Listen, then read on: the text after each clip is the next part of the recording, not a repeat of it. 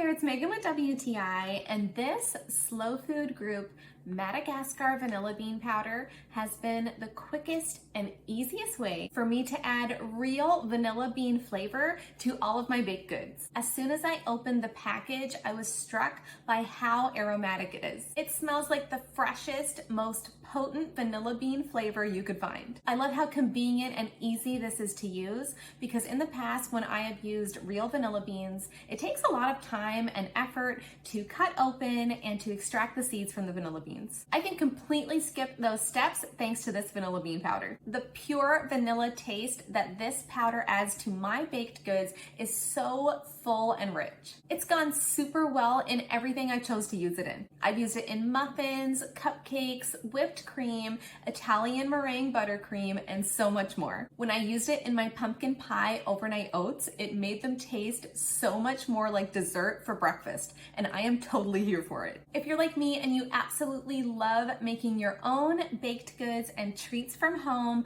I think that you will really appreciate my new favorite shortcut to real vanilla taste, this vanilla bean powder. And that's my point of view.